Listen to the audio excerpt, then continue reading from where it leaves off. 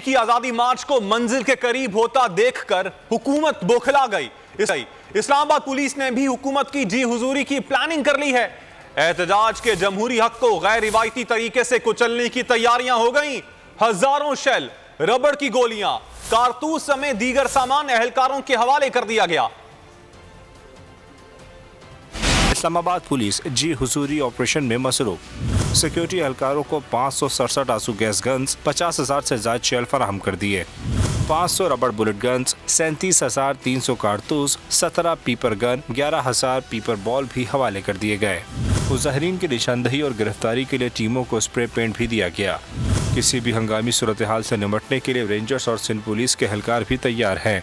Rangers के 5,000, Sindh police के 500 एहलकार वफाकी पुलिस की मामलत करेंगे। 4,700 FC एहलकारों की ड्यूटियां भी मुख्तलिफ मकामात पर लगा दी गयी। ज़राए के मुताबिक इस्लामाबाद पुलिस के 3,000 अफसर और एहलकार एक शिफ्ट में ड्यूटी देंगे। अगर आपको ये वीडियो पसंद आई तो हमारे चैनल को सब्सक्राइब करें और बेल आइकन पर क्लिक करें।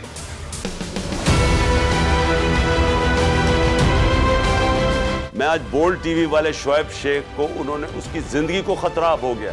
पहले उसको था अरशद शरीफ को, आज शोएब शेख का मुझे पैगाम आया, उसको धमकियां दे रहे हैं कि उसको मारेंगे। इस सिर्फ के बोल्ड टीवी हमें उठा रहा है। बोल्ड ने हमेशा हक और सदाकत का साथ दिया, सच के साथ खड़ा रहा। हम हैं मिसाल अब्र, मगर इस हवा से हम डर कर सिमट ही जाएंगे, ऐसे भी हमने। बड़ी मुश्किलात, बड़े बड़े चैलेंजेस, सिर्फ बोल खड़ा रहा, बोल डटा रहा। बोल को है जरूरत अवाम के दुआओं की। इज़हार आज़ादी के लिए, पाकिस्तान के लिए, पाकिस्तानी अवाम के लिए।